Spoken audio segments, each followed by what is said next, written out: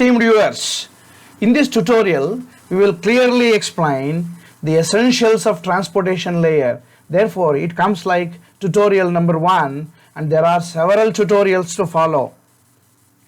A transportation layer has predominant functionalities. The very first predominant functionality is it establishes process-to-process communication, and it is said to provide the logical communication between two processes running at different hosts. By logical communication, we mean from an application's viewpoint, it is as if the processes were directly connected. That means the people at the end system, the person at the end system will feel as if there exists a direct connectionality between them, though they are located maybe on an opposite sides of a planet. It is something like two postmen. Postman will receive the post that we have maybe posted, and there is another postman at the other corner who will definitely definitely hand over the letter that we have written to our friend, written to our relative. And anyway, this fellow would transmit the post that was given to him to a nearest post office, and similarly this person will receive the post that we have written from the nearest post office, while the post offices along the series will form the part of network layer. The postman serves to be a process-to-process communicator. While writing a letter, we would have employed some kind of a process of using a language, and while reading the same letter, the person who is reading must have adopted some of the nuances of the language, and he would have understood the language, and he would have understood the letter, and accordingly he must have behaved. Therefore, this is called to be a process. Another important application, another important service rendered by the transportation layer is multiplexing at the sending end system. Multiplexing simply means as soon as the message comes in its totality from the application layer, the message comes from a particular port depending upon the particular protocol, it is divided into innumerable number of segments for the sake of convenience, and it also adds some kind of a control information which is pertinent to transportation layer, which should be interpreted by the transportation layer at the other end, and thereby the entire image will be arranged in kind of a sequence so that the order is not lost. And it is these segments which will make a flow over the channel. And the other task is demultiplexing. Of course, as you would have imagined, demultiplexing is a complementary process to multiplexing. It is all about amalgamating. It is all about assembling the message content which would have arrived in segments and making the messages driven out of each and every segment into one unit and sending the same to the appropriate protocol as indicated in the segments control information. And this message, amalgamated message or message in its entirety in the order which was sent by the sender will be just pushed through the appropriate port. And as you would recall, every protocol that is resident in application layer comes with a particular port number. So therefore the port number is a characteristic of a particular protocol. And the internet has two protocols. Internet layer, that is internet's current day internet's transportation layer, has two protocols, two predominant protocols, okay, two hardly functioning protocols, namely transportation control protocol, transmission control protocol, and users datagram protocol. Each of these protocols provides a different set of transportation layer services to the invoking application, and this is the port.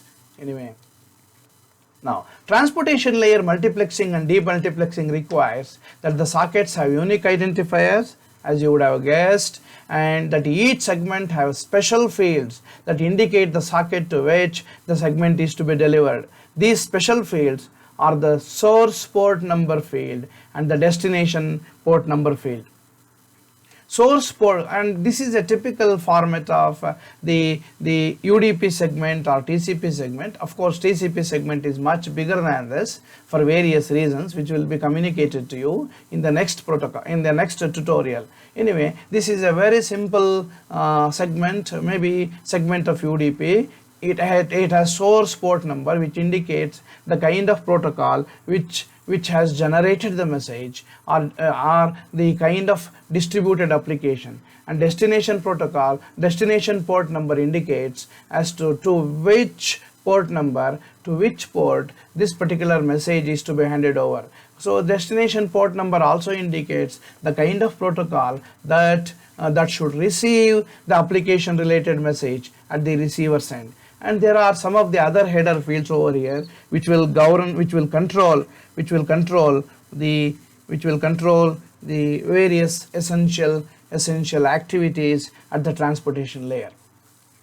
Now, UDP TCP socket is fully identified by two important pieces of information to carry with them: destination IP address and a destination port number. While destination IP address will indicate which is being put by the network layer, will indicate the physical location, the geographical location of the end system, and the destination port number will indicate to which protocol the message that is contained in the segment should be handed over to. As a consequence, if two UDP TCP segments have different source IP addresses and source port numbers, but have the same destination IP address and the destination port number, then the two segments will be directed to the same destination process via the same destination socket. This is indicated in this particular diagram, and let me explain this once again. When a TCP segment arrives at the host, all the four fields, that is source IP address, source port number, destination IP address, destination port number, are used to direct or demultiplex the segment into the appropriate socket. This situation is clearly explained over here. Host C over here initiates two HTTP sessions, over one over here, HTTP sessions to server B, which is over here, and host A initiates one HTTP session to B, and host A and C and server B each have their own unique IP address, A, C, B respectively, A, C and B respectively. Host C assigns different port numbers, let us say 26145 and 7232, let us say, to its two HTTP connections. Server is able to correctly demultiplex the two connections having the same source port number as it is shown over here. This is not at all a problem as far as the transportation layers are concerned. So multiplexing and demultiplexing are two important things. While multiplexing will divide the huge message into different innumerable number of segments, and here they are amalgamated at the destination end, and the process is called as demultiplexing. Two clients using the same destination port number, that is 80, to communicate with the same web server application. This is the port number, that is 80. And we will deal with UDP, a so-called no-frill protocol. It's also called as bare bones transportation protocol. UDP is used in the transportation layer in order to serve the real-time applications. Real-time applications are time sensitive and bandwidth intensive. They never tolerate huge amount of time that is being used in order to do other functionalities. Therefore, an application developer would always choose to build his or her application over UDP rather than over TCP. This is mesmerizing because UDP does not provide any reliability services. It does not have a flow control mechanism. It doesn't do congestion control mechanism, but it is blessed with a very small header size. And we will discuss all these important information, important features of this UDP, and therefore we will come to know UDP is a better protocol in order to cater to the needs of a real-time application, because real-time applications are always time sensitive. TCP comes with there are 4 strong reasons as to why the real-time application developers should choose UDP as the protocol which will just carry their distributed applications to from one end to the other end. Finer application level control over what data is sent. TCP exercises a finer application level control, that is data loss avoidance, and error checking and error correction mechanisms, maintenance of the order. Okay, TCP links are always excessively loaded because all these activities consumes time, however small the time may be. Okay, TCP's congestion control and flow control mechanisms throttles, that is reduces the data transmission rate and thus inducing delay. Anyway, a real-time application doesn't tolerate the delay, and TCP does connection establishment. That is, it does connection establishment between the sender and the receiver by doing 3 handshakes. One, to verify whether the receiver is ready, that is the first handshake. Second handshake happens from the receiving end. It says I am ready, and the third handshake happens in the form of a request. And the first handshake, one end-to-end delay, the second handshake, other end-to-end delay, the third handshake, another end-to-end delay. Therefore, the connection establishment consumes 1.5 RTT, that is round trip time. Therefore, TCP uses a 3-way handshake before it starts to transfer the data.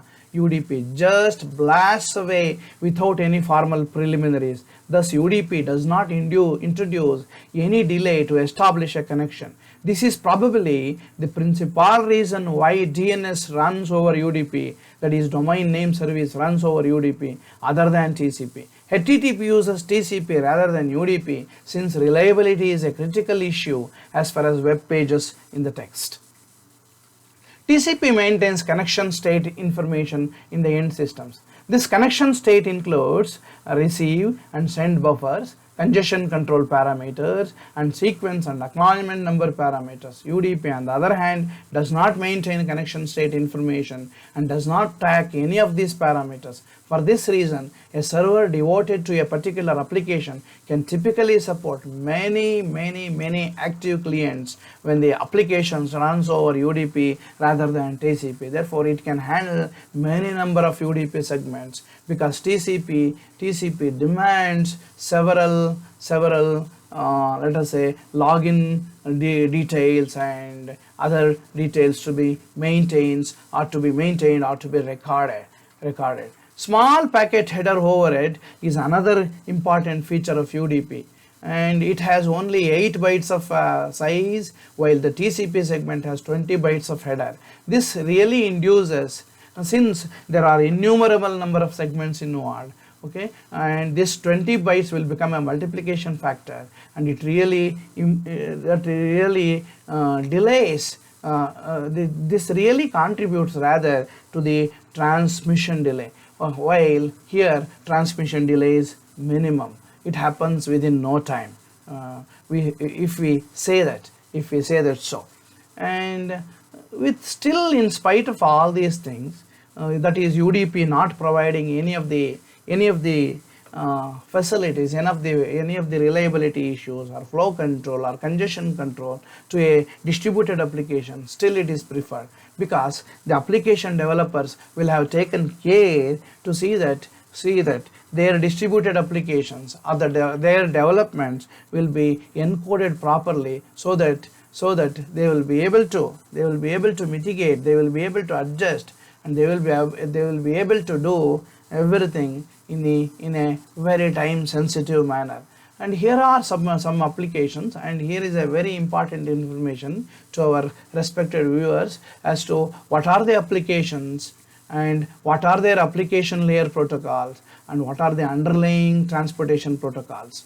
And here we can see streaming multimedia, internet telephony, and routing protocols, and name translation, that is DNS, and all these distributed applications prefer to be running on UDP. They ride on UDP because UDP provides some kind of a very quick relay of transformation or relay of information between the ends, though they are separated poles apart. And we will go through UDP segment structure. It comes like a small packet, let's say, of width 32 bits. Of course, this width is 32 bits. This is very important to realize this. Let us say I will write that this width is 32 bits from here till here. Okay, this is word length, or let us say width of a packet, and there won't be any such packets like this. It's a conceptual representation of how exactly the information is stored in a very compacted manner in a capsule. The first field is source port field, source port number, which consumes 16 bits. That means to say there is a possibility of numbering port number up to 2 to the power of 16 minus 1, a huge port number that is accommodable. Same is the token as far as destination port number is concerned. Destination port number will indicate to which application layer protocol this message is to be handed over at the recipient place. Length indicates the length of the entire segment. Checksum is a 16-bit code which is helpful in order to identify the errors, or in order to see at the receiving end whether or not errors have happened. And the rest of the portion of the segment is just filled with the message or the data that is generated by the distributed application at the sending side. And we will just explain how exactly this checksum is computed at the sender's end and how it is used in order to detect whether or not errors have happened at the receiving end. And while computing this checksum, the sender will just break the entire data available in the segment into 16-bit streams. And here is one stream, and it is going to add another bit stream of 16-bit length. It is a bit addition. It's a bit addition. And anyway, it's very important to realize 2 bit streams of 16-bit length will be added together. And it is added something like this: 0 plus 1, 1, 0, 0, 0, 1 plus 0, 1, 1 plus 1 is 0, and 1 is carried over, and 1 plus 1 becomes 0 again, and 1 plus 1 plus 1. The carried over 1 plus 1 plus 1, it becomes 3, and 3, the representation of 3 in bit form is 1, 1, therefore 1 will be over here, and 1 will be carried over here. 1 plus 1 becomes 0, and 1 is carried over, 1 plus 1 plus 1, 1, and 1 plus 1 plus 1, 1, 1 plus 1 plus 1, 1, and 1 is carried over, 1 plus 0 is 1, 0 plus 0 is 1, 1 plus 0 plus 1 is 1, 1 plus 1 is 0, 1 is carried over, 1 plus 1 plus 1 is 1, 1 plus 1 is 0, and 1 is carried over, and this 1 which is overflow will be wrapped around, and it is placed at this particular end, and once again it is added. The overflow or carryover is wrapped around and it is added over here, and once again 1 plus 1 is 0, and 1 that is carried over becomes 1 plus 0 equal to 1, and rest of the bits remain same. And this sum, here we have taken only 2 bit streams of 16-bit length, but in reality the entire information that is available is added in pairs of bit streams, and a sum is gotten, and this is the sum, and this sum is once complemented. The sum of the data in 16-bit words are once complemented. So 0 becomes 1, 1 becomes 0, 0 becomes 1, and they are all inverted, and this is really called checksum. I repeat, the entire data at the sender's end, the entire data is added. Of course, it is a bitwise addition added in pairs of 16-bit words, and the total sum obtained, thus obtained, is ones complemented. And this ones complemented bit stream, which is 16 bits in length, is nothing but the checksum. And this checksum is placed in the appropriate compartment.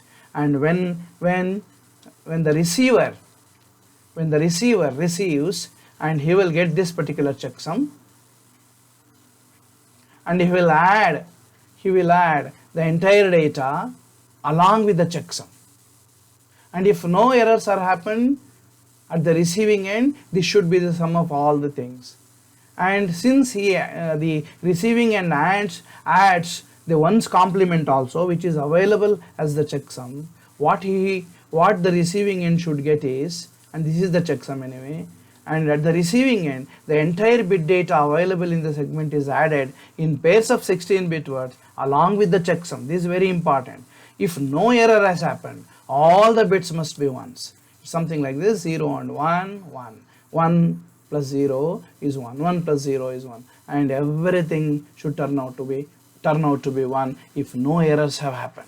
I repeat, at the receiving end, the entire data, including checksum, will be added, because after all, checksum was computed by the sender, and when you add everything at the receiving end, what we should get is all ones. Therefore, this is a very important clue and very succinct clue. And if any of the bits becomes 0 somewhere over here, the meaning is somewhere errors must have happened, and it is possible to correct these errors if they are correctable. Okay, and this completes the UDP in its entirety, and we have nothing to say about UDP, because after all, UDP is a no-frill protocol. In our next tutorial, we will discuss in detail the TCP, one of the predominant protocols of transportation layer. Until then, bye. And if my respected viewers liked this video, I request them to subscribe to my channel. Thank you.